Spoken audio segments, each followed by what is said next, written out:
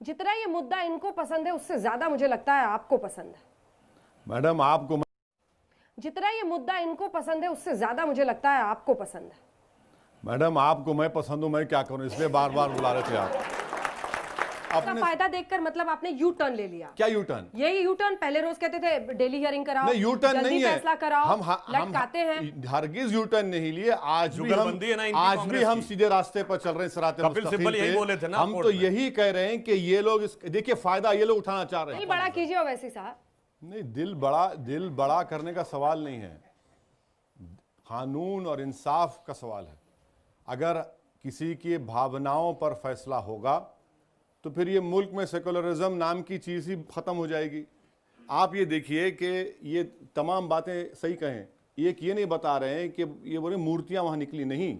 FIR देखिए जिसका case चल रहा है, उसमें कहा गया है कि रात के 26 और 27 दिसंबर 49 की रात में मूर्तियां रखी गई। एफआईआर कहता है मस्जिद तोड़ी गई, किसने तोड़ा, वहाँ पर केस चल रहा है अडवाणी, मुरली मनोहर जोशी के ऊपर। आप ये कह रहे हैं कि मॉब रूल के ऊपर, मेरी आस्था के ऊपर मैं मुल्क को चलाऊंगा, तो फिर आप बंद कर दीजिए ना कोर्ट को, कॉन्स्टिट्यूशन को। कह दीजिए कि हम में श्रीलंका में कोई फर्क नहीं है, हम में पाकिस्तान में कोई फर्क नहीं है। और ये राम राज्य की बात करते, इन्हीं का एक एमएलए यूपी का कहा है कि राम राज्य होता भी तो रेप कम नहीं होगा।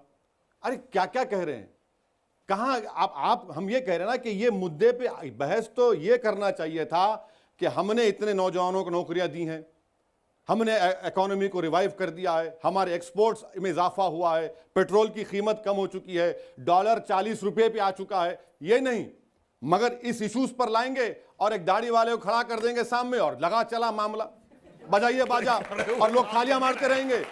आप अपनी रोटी सेक कर रहे हैं, ताली बजा रहे हैं। नहीं, मेरे लिए नहीं, मेरी सच्चाई पर ताली मार रहे हैं और ये बता रहे हैं कि इनकी गलती है। ये खेल खेल रहे हैं। ये क्या मस्जिद के लिए, नमाज के लिए आस्था आधार बन सकता है, लेकिन राम के लिए उसकी जन्मभूमि पर मंदिर बनना आस्था उसका आधार नहीं? आस्था पर नहीं हो सकता फैसला।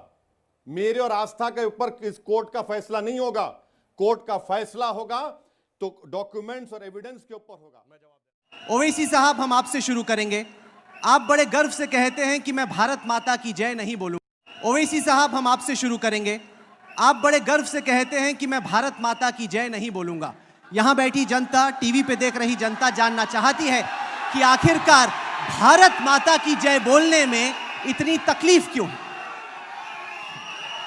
देखिए, मेरा मानना यह है कि हमारे कॉन्स्टिट्यूशन में कहीं पर भी ये नहीं लिखा हुआ है कि किस तरह की स्लोगन्स बोला जाए। दूसरी बात यह है कि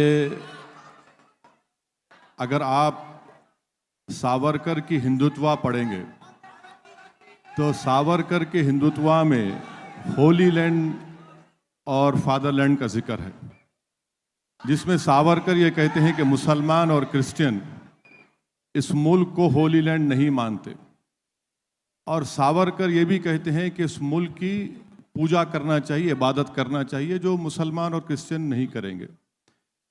तीसरी बात यह है कि अगर जैसा यहाँ पर तमाम लोग नारा मार रहे हैं, मैं रेस्पेक्ट करता हूँ, मैं मुबारकबाद देता हूँ, बहुत अच्छा है,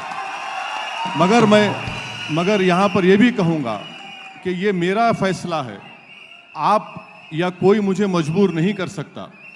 मिसाल के तौर पर 16 मार्च 2016 को आरएसएस के जनरल सेक्रेटरी दत्तात्रेय होसबले ने कहा कि अगर जो कोई भी ये नारा नहीं मारेगा वो एंटी नेशनल है। ये किसने अख्तियार दिया उनको? ये समझने की जरूरत है। तो आप जय हिंद, मैं जय हिंद बोलने में अपने आप को फख्र महसूस करता हूं।